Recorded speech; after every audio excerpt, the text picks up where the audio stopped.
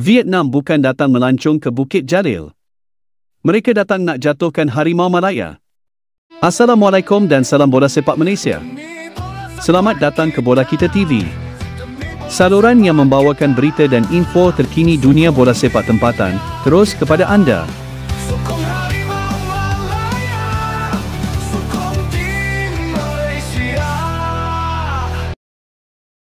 Assalamualaikum dan salam sejahtera. Anda bersama saya di Bola Kita TV, dan hari ini kita nak ulas satu perlawanan yang bakal gegarkan Stadium Nasional Bukit Jalil Malaysia lawan Vietnam, 10 Jun ini, bukan aksi suka-suka. Ini medan sebenar untuk uji sejauh mana kekuatan taktikal dan teknikal pasukan negara. Vietnam datang sebagai juara ASEAN Championship 2024. Di bawah kendalian Kim Sang-sik, mereka dah buat persiapan rapi untuk hadapi Harimau Malaya. Klamovski pun tahu, ini bukan lawan mudah. Sebab tu dia tekankan betapa pentingnya perlawanan ini untuk bentuk pasukan terbaik. Menurut Klamovski, lawan seperti ini sangat penting buat kami. Ia bukan perlawanan yang mudah. Mereka akan beri cabaran sengit dan itu sesuatu yang kita perlu atasi. Katanya lagi, Malaysia dah kenal pasti ruang dalam permainan lawan dan sekarang masa untuk kita manfaatkan.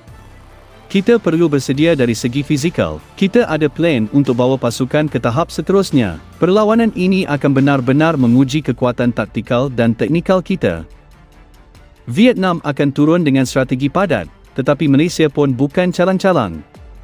Dengan kehadiran 5 pemain warisan baharu dan beberapa tonggak utama, Harimau Malaya boleh buat perubahan kalau kekal fokus dan disiplin.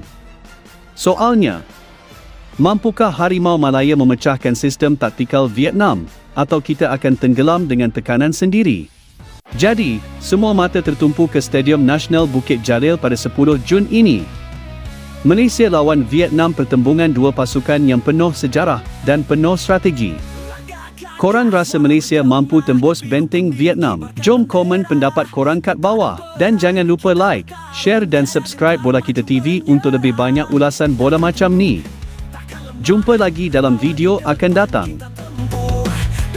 Harimau Malaya, kami di belakangmu. Ayo bangkit.